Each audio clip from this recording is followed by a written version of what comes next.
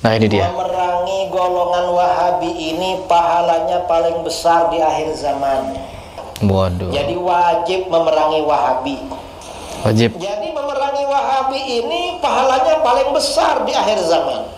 Jangan ragu-ragu. Ketika Kiai Haji Idrus Ramli menyatakan hal demikian tentang Wahabi, itu juga diberikan bantahan oleh Kiai Haji Zahro mengenai hal tersebut. Sampai sekarang ini pun ada yang mencaci maki Wahabi, menganggap sesat Wahabi, menganggap Wahabi bukan ahlus sunnah. Sebagai muslim saya sangat keberatan. Saya bukan Wahabi, jelas bukan Wahabi, tapi tidak rela kalau saudara kita dicaci maki. Benci ya benci, tapi jangan ekspresif dan jangan keterlaluan. Penjenengan nanti akan malu di depan Allah SWT. Dan ini bagaimana cara kita menyikapinya?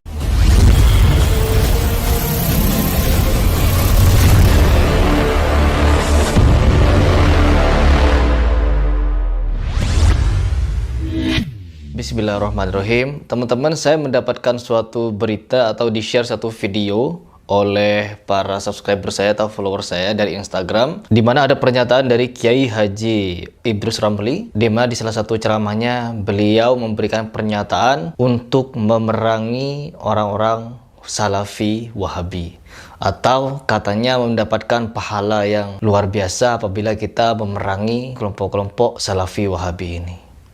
Tentunya di sini saya sebagai seorang muslim yang ikut ajaran Kiai Haji Hashim Asy'ari sangat terkejut, di mana kita kenal bersama bahwa beliau Kiai Haji Idrus Ramli ini memiliki sepak terjang yang luar biasa di dalam menegakkan aswaja. Namun saya sangat kaget ketika menonton video ini. Baik, saya akan memberikan tanggapan setelah saya menonton seperti apa video tersebut.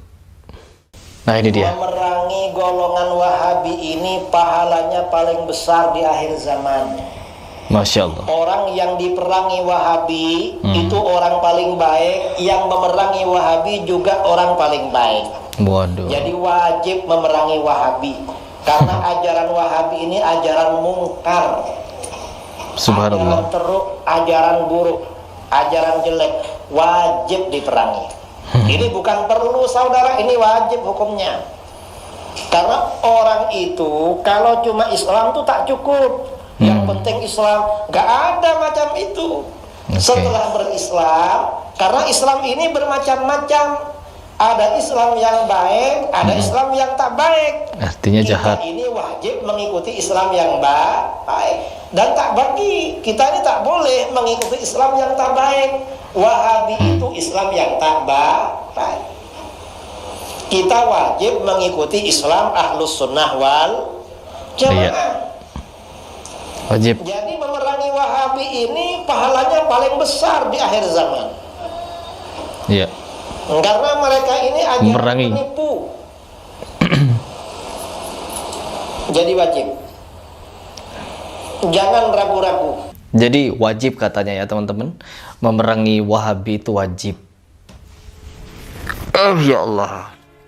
Saya dari dulu itu di dalam memilih panutan atau mendengarkan suatu ceramah dari seorang ustadz adalah mengambil sisi kebaikannya. Saya juga mendengarkan beberapa ceramah atau pengajian dari Kiai Haji Idrus Ramli. Saya juga sering mendengarkan tausiah beliau. Tapi perihal pembahasan Wahabi, saya maklumi. Ya mungkin karena saya seorang muslim yang biasa-biasa saja, yang tidak terlalu ketat masalah perbedaan golongan. Namun saya sebagai seorang muslim yang baik tentunya akan memanusiakan manusia. Meskipun itu golongan Wahabi, Muhammadiyah, Nahdlatul Ulama, dan lain sebagainya, saya memandang mereka sebagai manusia. Jadi saya harus berlaku baik ya. Berlaku baik dengan cara apa? Mendengar apa yang dia ucapkan, apabila ada yang benar ya kita ikuti. Karena apa? Mereka adalah orang ahli ilmu. Beda lagi apabila orang yang berbicara adalah preman atau orang-orang yang bodoh di dalam segi akidah atau di segi fikih. Maka kita tidak boleh mengambil rujukan. Jangan mengambil apapun yang keluar dari mulut orang yang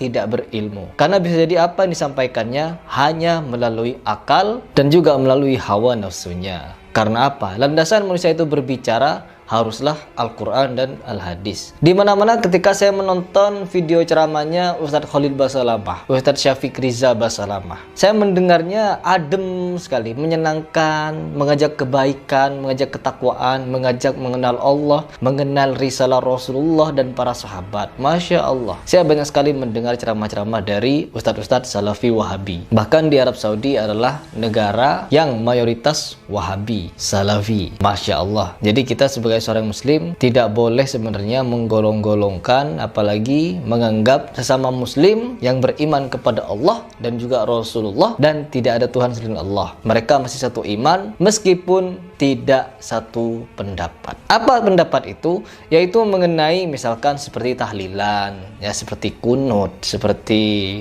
maulid Nabi, ya. Memang hal-hal ini juga sudah menjadi perbedaan antara Muhammadiyah dan NU, di mana Muhammadiyah tidak merayakan hal-hal seperti ini dan hanya dilakukan oleh orang-orang NU. Nah, kita sebagai seorang muslim tentunya juga tahu bahwa orang-orang Salafi Wahabi ingin menyampaikan kepada kita semua bahwa Rasulullah, para sahabat, tabi'in, sampai para imam-imam mazhab juga tidak melaksanakan atau melakukan hal-hal seperti ya tahlilan atau seperti maulid Nabi dan lain sebagainya. Tidak. Mereka hanya mengajak kita untuk tidak mengerjakan apa yang tidak dikerjakan oleh Rasulullah. Itu sebenarnya baik. Ya mungkin cuma penyampaiannya yang kurang berkenan. Karena apa? Maulid Nabi, tahlilan atau dan lain sebagainya itu ada sejarahnya. Dan di dalam NU itu tidak dikategorikan sebagai ibadah. Hanya di mana kita melakukan zikiran-zikiran, membaca Al-Quran, membaca sholawat, tausiyah, dan lain sebagainya ketika merayakan hal-hal tersebut. Kalau kita menganggapnya sebagai ibadah itu tidak. Dan mungkin cara dakwahnya orang-orang Salafi ini belum tentu masuk ke dalam orang-orang NU. Karena apa? Terlalu to the point, mengatakan itu bid'ah, mengatakan itu sesat, dan lain sebagainya. Mungkin. Dan ini juga bukan diperangi sebenarnya. Ya, bukan diperangi. Tetapi wajib di dalam saling menasihati dalam kebenaran dan kesabaran. Untuk tidak melaksanakan tahlilan, ya ada caranya untuk menyampaikan dengan cara yang benar dan juga sabar. Dan untuk membantahnya juga dengan cara yang benar dan sabar. Tanpa harus perang, tanpa harus saling mencaci maki atau menghujat. Tentunya saya sangat menyayangkan tindakan atau pernyataan dari Kiai Haji Idrus Ramli ini. Karena apa? Ini bisa menjadi polemik lagi ke depannya untuk tidak menerima saudara-saudara kita yang berpaham seperti orang-orang Salafi ini. Saya juga banyak murid-murid yang berpaham Salafi. Saya juga banyak murid-murid yang berpaham Muhammadiyah, ikut Muhammadiyah tapi pemahamannya NU, ada yang NU tapi cinta Muhammadiyah, dan begitu seterusnya. Kita tidak pernah mempermasalahkan hal demikian. Karena apa? Kita itu sama-sama muslim dan memiliki landasan yang sama-sama kuat. Dimana ketika kita memiliki landasan, orang Salafi berbicara hal demikian juga memiliki landasan. Dan mereka tidak melaksanakan juga tidak masalah. Dan tentulah kita sebagai seorang muslim yang baik harus menjadi penengah yang juga baik untuk melerai pertikaian antara ulama-ulama kita di sana. Baik, sebelum saya lanjutkan, teman-teman coba simak pernyataan dari Kiai Haji Ahmad Zahro.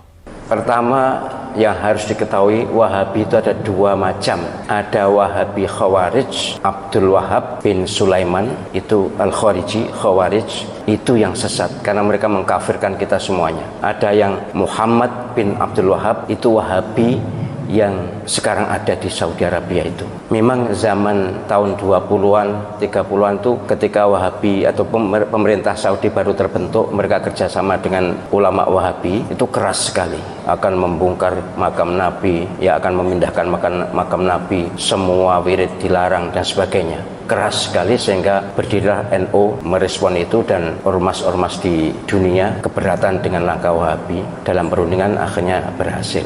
Tapi kemudian dilanjutkan oleh generasi yang kurang mengenal Wahabi. Sampai sekarang ini pun ada yang mencaci maki Wahabi, menganggap sesat Wahabi, menganggap Wahabi bukan ahlus sunnah. Sebagai muslim saya sangat keberatan. Saya bukan Wahabi, jelas bukan Wahabi, tapi tidak rela kalau saudara kita dicaci maki. Saudara kita Wahabi yang ada di Saudi Arabia dan sekitarnya itu adalah Wahabi yang ahlus sunnah. Kalau tidak sama dengan kita, tidak usah jauh-jauh. Bukan Wahabi, NU dengan Muhammadiyah pun banyak perbedaan. Tapi kan tidak boleh mencerca, tidak boleh mencela. Wahabi iblis, Wahabi sesat. Panjenengan pernah haji atau tidak? Pernah umroh atau tidak? Mustahil Allah Subhanahu wa taala rela Masjidil Haram dan Masjid Nabawi diimami oleh iblis. Imam Masjidil Haram, Imam Masjid Nabawi, salah satu guru Al-Quran saya adalah dari Masjid Nabawi. Itu adalah orang-orang soleh, orang-orang baik. Wahabi mereka, pasti Wahabi mazhab akidahnya, tapi mazhab fikihnya Hambali. Jadi kalau mengatakan sesat, bahkan ada yang Wahabi itu ciptaan Yahudi. Benci ya benci, tapi jangan ekspresif dan jangan keterlaluan. Penjenengan nanti akan malu di depan Allah SWT. Mustahil, sekali lagi, Masjidil Haram diimami oleh orang yang sesat. Mustahil. Mustahil Allah SWT ridho Masjid Nabawi, imam masjidnya adalah orang-orang sesat. Saya tuh bahkan, karena saya akrab juga dengan Syekh Abdul Rahman As-Sudais, Syekh Surem, akrab saya dengan mereka. Mereka tuh bahkan dalam persepsi saya orang yang paling awal masuk surga di antara orang yang hidup sekarang ini. Bersih lahir batin.